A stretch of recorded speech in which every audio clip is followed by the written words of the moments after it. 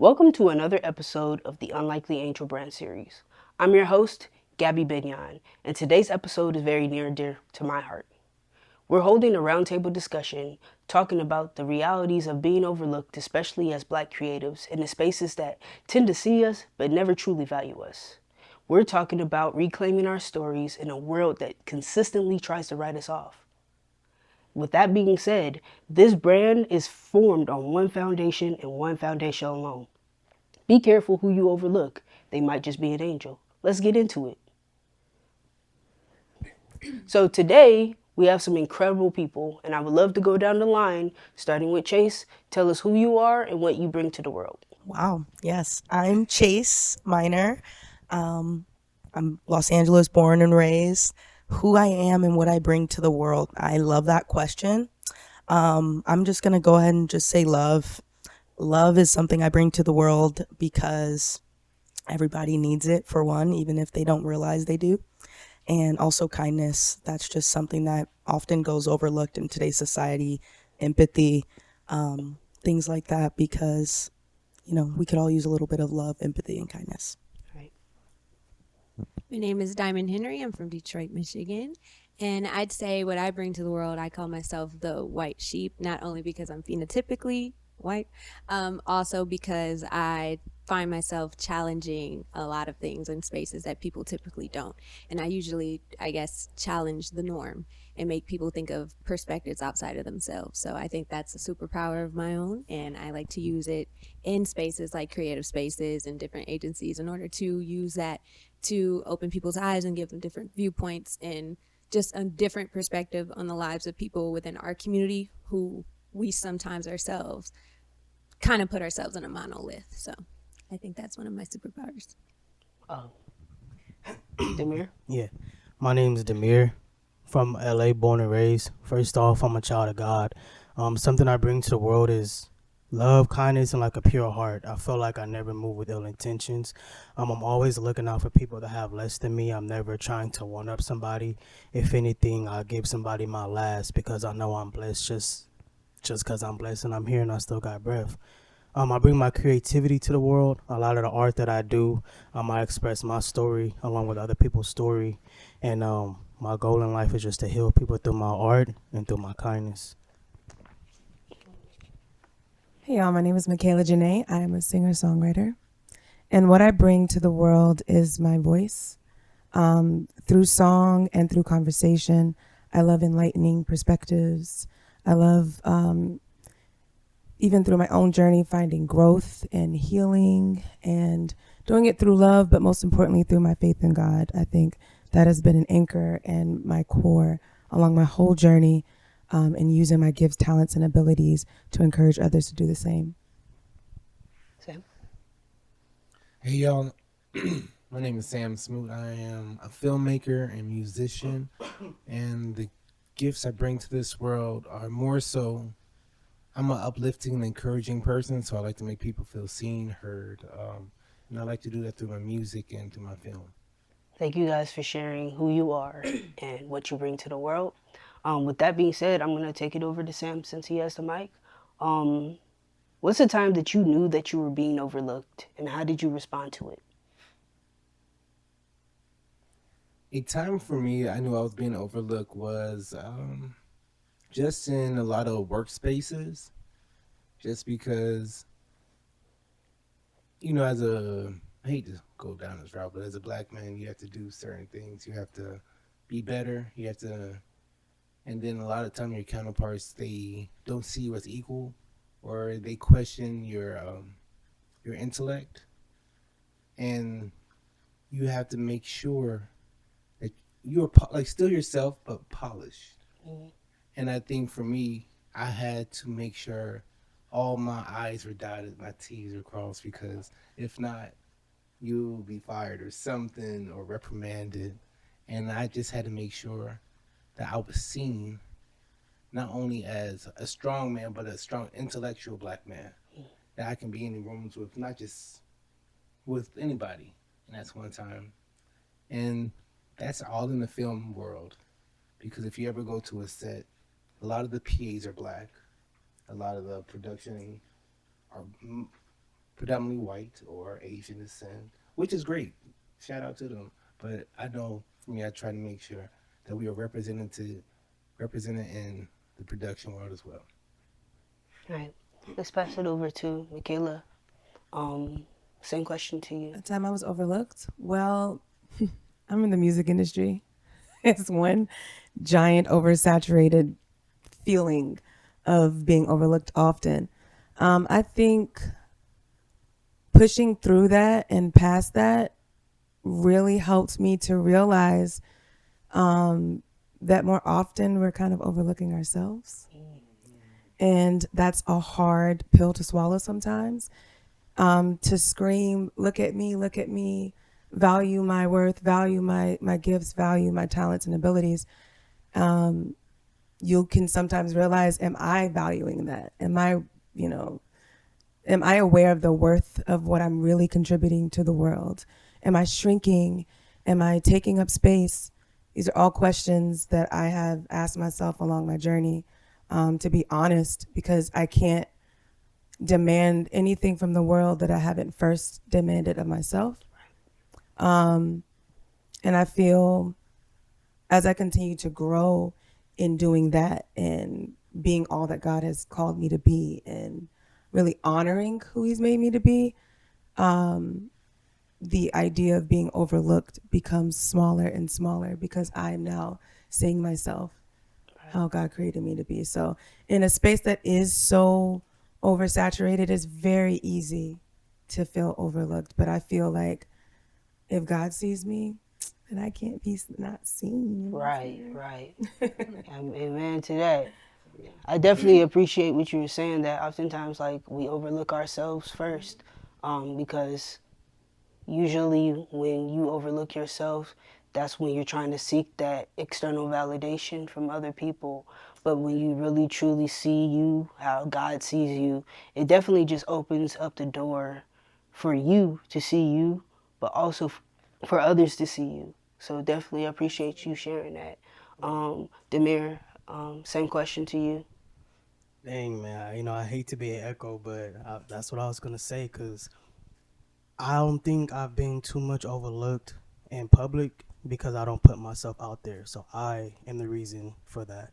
I am my own worst enemy. I know I'm talented. I know I'm creative. And I know, I got these gifts and everything. But sometimes I get to in my head, especially like being part of the community, being part of the trans community.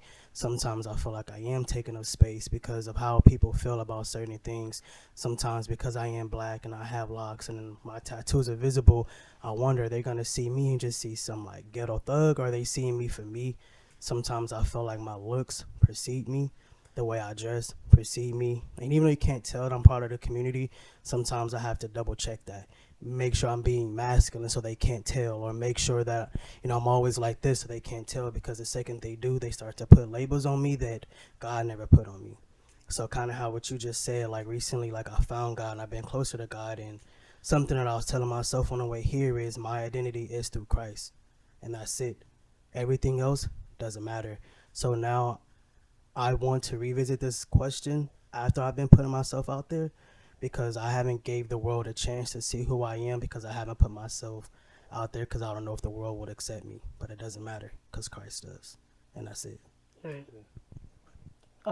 Same thing for Damier. Well, now I feel like I gotta. That's a lot to write on, but kind of just piggybacking off of what Sam said earlier. Before I moved to LA, I was working in a space where just news in general, it is hard for Black representation. That's a whole nother story and a path I won't go down right now, but there have been multiple times in that particular environment that I was overlooked for things that I was overqualified for, and positions that I did speak up about wanting to take over and really put my talents out there. And sometimes, unfortunately, I know we talked about, not putting ourselves out there, but the downside of sometimes doing that, just depending on your workspace and your environment, who's in charge, sometimes that isn't good enough. And I kind of stayed in that environment for a while, spoke up, because that's just who I am as a person, to always kind of put myself out there, especially when I know I'm qualified for these roles and these different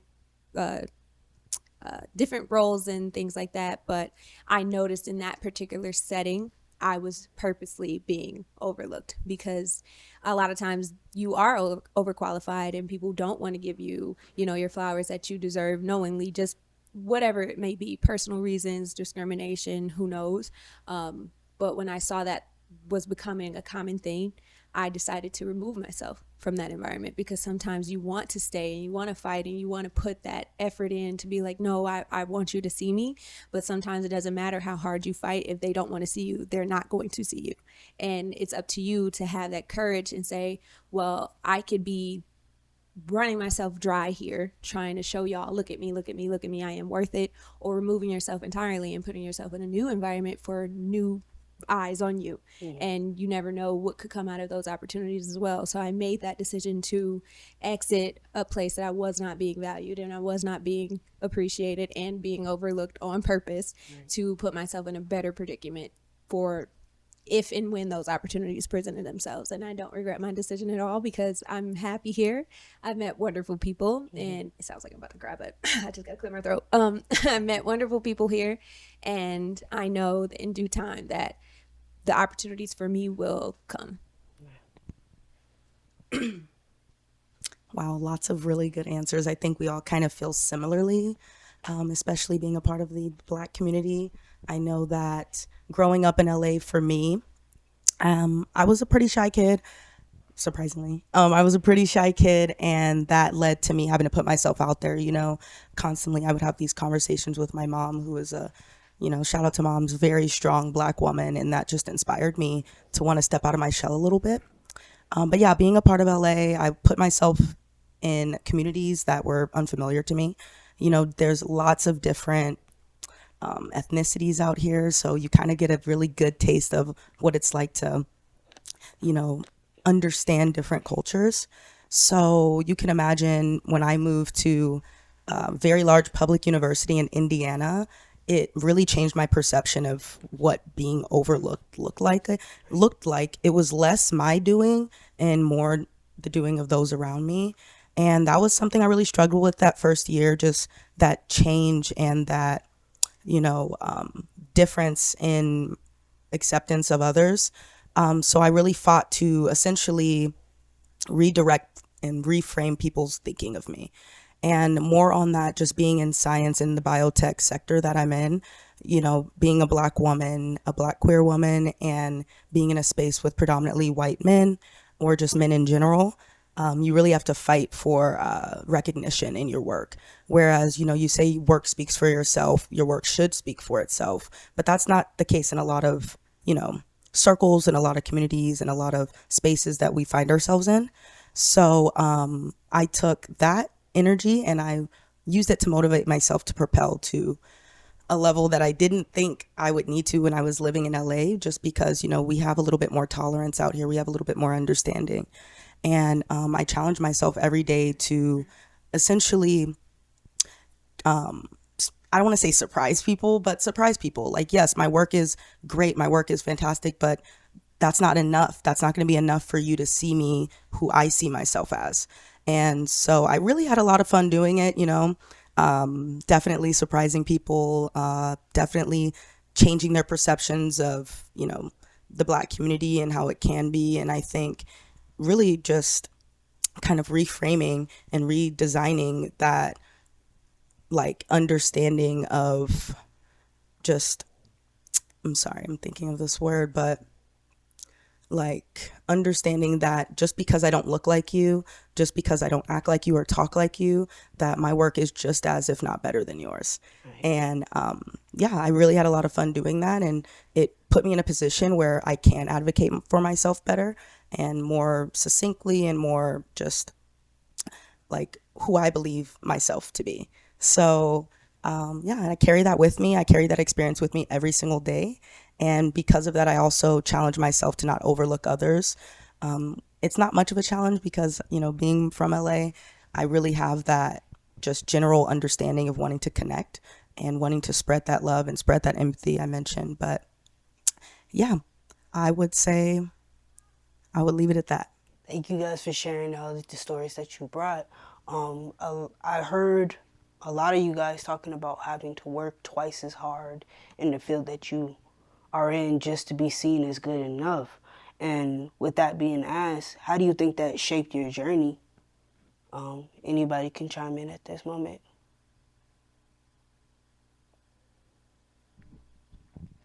I guess for me, when those instances pop up, you kind of have to have a little sit down with yourself and, kind of give yourself a pep talk. Understand that, are you actually not good at your job, or are you actually, being overlooked? In that you have to sit with that and make that decision, being like, okay, am I going to stay with this journey? Am I going to stick it out a little bit more? But it does all kind of boil down to just looking inside yourself a little bit deeper, and just kind of asking yourself, is this something that I'm willing to fight through and stick through, or is this something that I'm okay with walking away from and starting over with?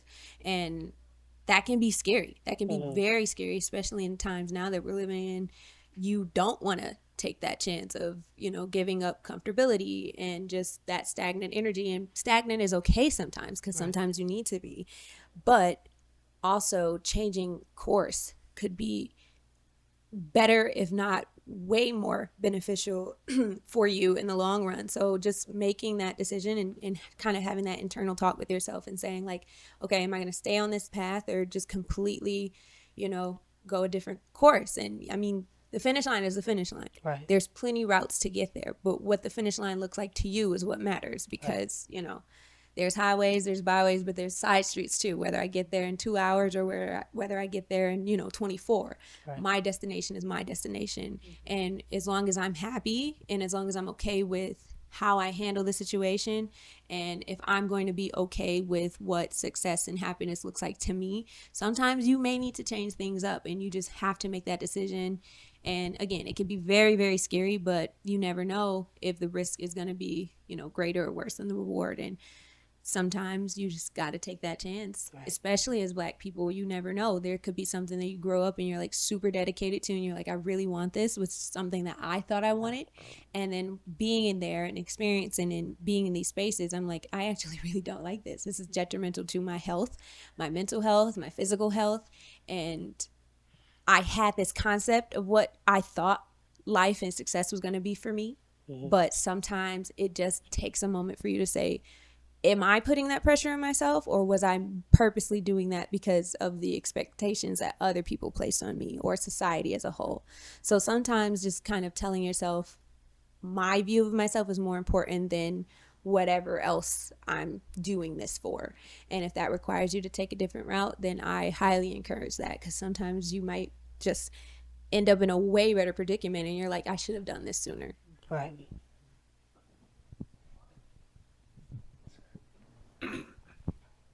For me, it makes me rely on God and His plan for my life even more, because I can't put nothing in man's hands or anything. But now it makes me, the faith that I asked for, because it said we don't get stronger just because we ask for faith. He gives us obstacles to help strengthen our faith. So I'm like, God, if you give me this gift, I know you want me to use it. And I thank you for it. And now it's like in these places, I'm like, okay, God, you put me here for a reason. So now help me navigate this space the best way you need me to be. Right. So I can be the best, whatever you call me to be on this earth. And it helps me just realigning with God, because I'm like, okay, God, thank you for this challenge. And now help me get through it whatever way, get me stronger, because I know my story will help somebody else that's coming up after me. Right. And that's how I look at it.